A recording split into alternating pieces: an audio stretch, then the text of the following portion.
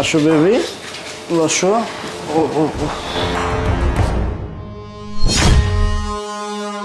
আপনি এই বাসার ঘরে সিগারেট খাচ্ছেন? হ্যাঁ চুপ, একদম চুপ, বেশি কথা বলবি না। আপনার হাতে এটা কি মদের বোতল? বেবি আচ্ছা, এই মেয়েটাই বা কে?